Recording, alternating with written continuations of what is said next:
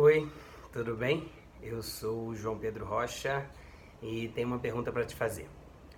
Você já parou para pensar por que todo ano, perto aqui do verão, né, a gente tem essas grandes enchentes nas cidades e os impactos parecem que são cada vez maiores? Você consegue entender por quê?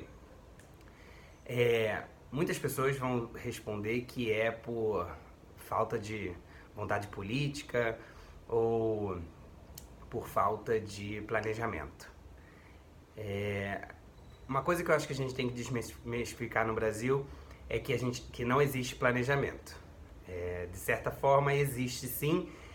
O planejamento no Brasil ele é feito, ele é obrigatório por todas as cidades. A questão é que muitas vezes o direcionamento que esse planejamento tem, né, na maioria das vezes, ele não é feito focado nos nossos reais problemas. E que reais problemas é esse que eu estou falando, né?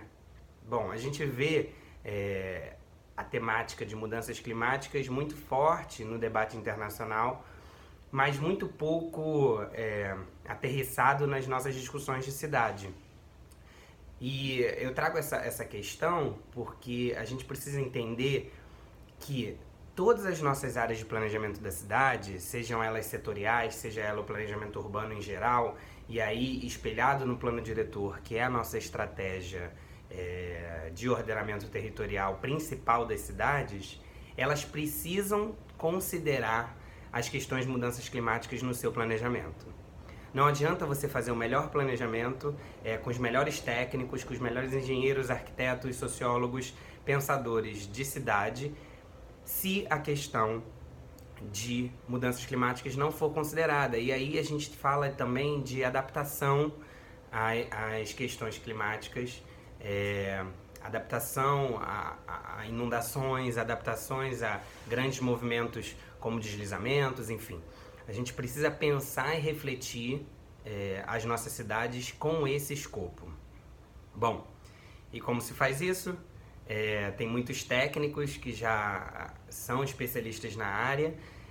A gente tem muitos materiais que são obrigatórios à produção nas cidades, os planos de adaptação de mudanças climáticas, um plano de ação climática que considere as mudanças climáticas no próprio planejamento da cidade e esse planejamento nos setores. Vou dar um exemplo para vocês.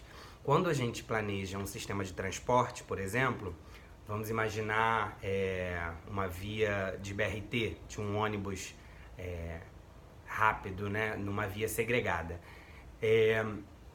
Esse sistema, se ele não considerar, por exemplo, que a média de temperatura tem subido e a temperatura média tem subido nas cidades, ou seja, a gente tem cada vez mais vezes temperaturas acima dos 40 graus, ele vai planejar uma via muito bem feita, muito bonita, mas essa via, com a frequência de calor, ela vai começar a derreter. E aí a gente começa a ter um impacto negativo no sistema de transporte. Além disso, os ônibus, que podem ser das melhores tecnologias, os usuários vão sofrer com falta de ar-condicionado ou ar-condicionado que não dá vazão, por exemplo, nessas altas temperaturas. E aí a gente vai ter que começar a pensar em outros elementos desse sistema de transporte, né? Não é só a via, não é só o ônibus, mas e a garagem onde esse ônibus é guardado? Se o sol fica grande parte do dia, né? Se o ônibus fica exposto ao sol numa temperatura altíssima, quando o motorista vai ligar aquele ônibus, ele pode estar superaquecido e ele pode quebrar, ou o ar-condicionado pode não dar vazão, que é um grande problema que a gente tem visto recorrentemente, principalmente nos nossos verões. Bom, o vídeo está se alongando, mas eu acho que a ideia já foi passada para vocês. Então, lembre-se, sempre quando a gente for refletir sobre essas questões de por que as enchentes estão acontecendo e continuam destruindo mais os espaços, por que elas atingem o nosso sistema de saúde, por que elas atingem o nosso sistema de transporte. Isso se reflete muito num planejamento que não está voltado para as discussões e para correlação com as mudanças climáticas.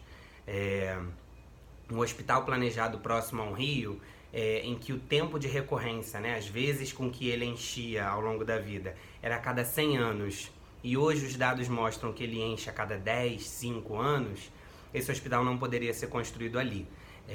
Ou, se ele foi construído, é preciso encontrar novas soluções para que essa água seja drenada de forma mais rápida, para que tenha um trabalho de evacuação mais sério, e isso não só na saúde, mas em todas as outras áreas.